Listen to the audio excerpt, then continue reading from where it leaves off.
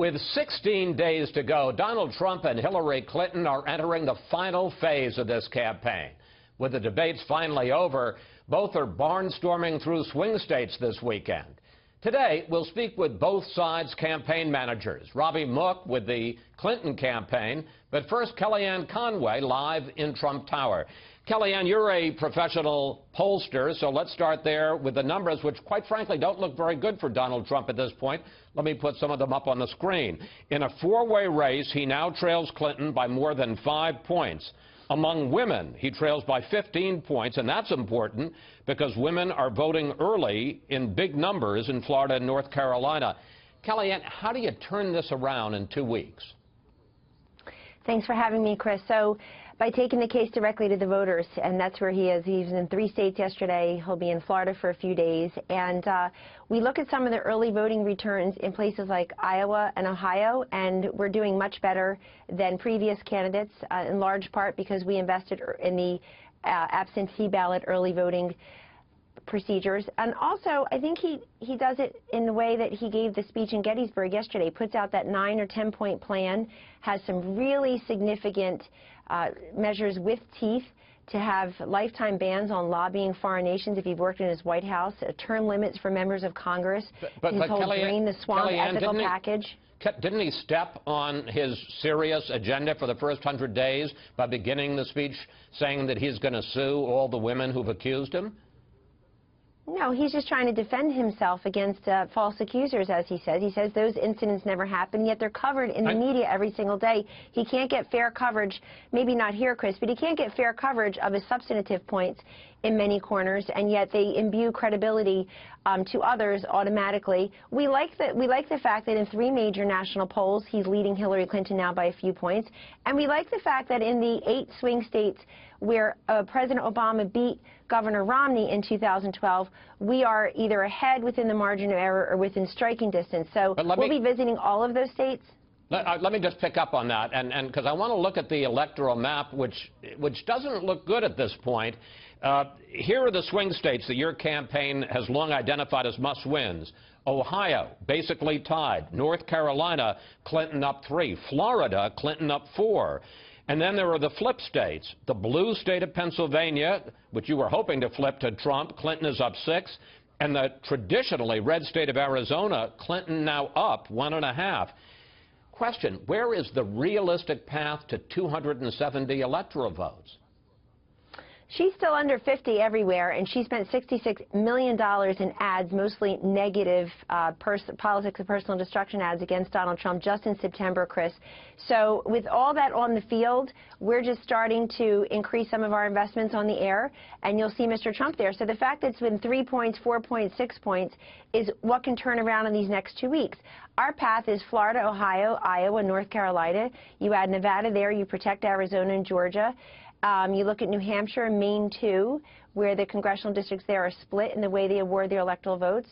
And then we're also going to continue to visit Colorado, Virginia, Pennsylvania. So there are several different. A poll came out just yesterday showing us 6 down in Michigan. We haven't even been there. We're not up in the air there.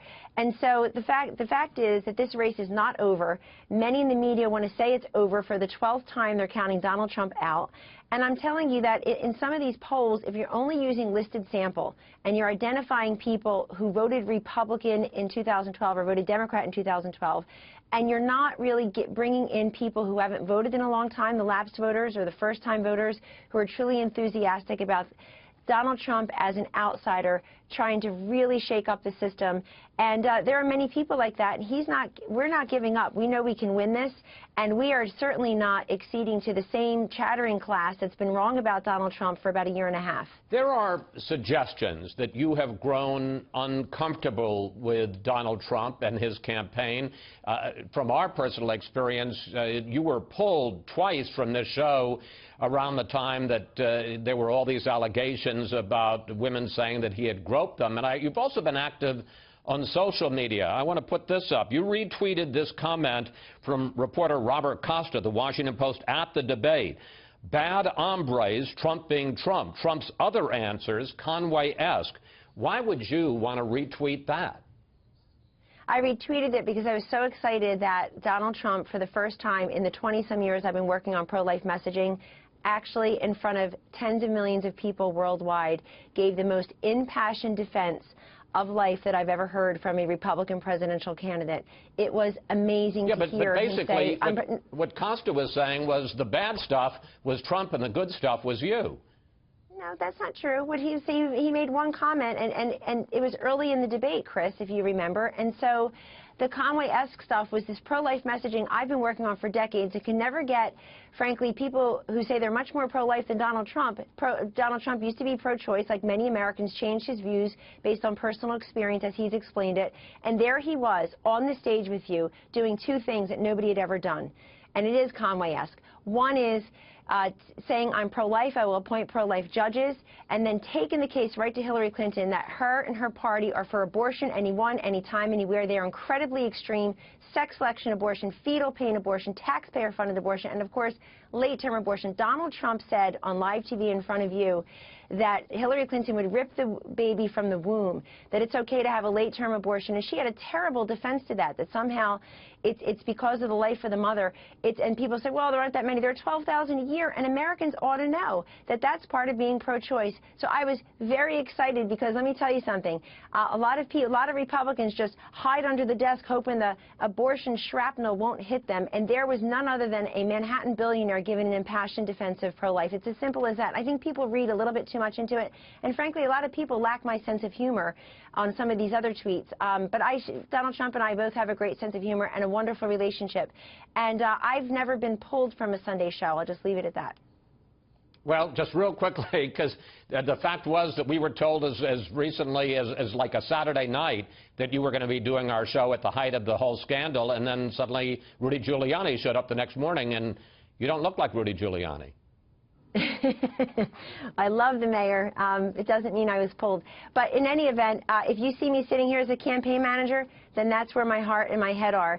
And, you know, a lot of things go into being this campaign manager. A lot of people here relying upon me as their leader. A lot of our state directors, our ground game, our field operation. I work very closely with Chairman Priebus and his team at the RNC. Right. And we just, you know, Donald Trump and I have a great relationship. I think he's unfairly maligned by many people who should really look at the full measure of the man. He has employed thousands of women at the Trump Corporation. He is the first Republican to elevate a woman as a campaign manager presidentially. That says an awful lot about him. Kellyanne, we're going to have to leave it there. Thank you so much for joining us today. Thank you.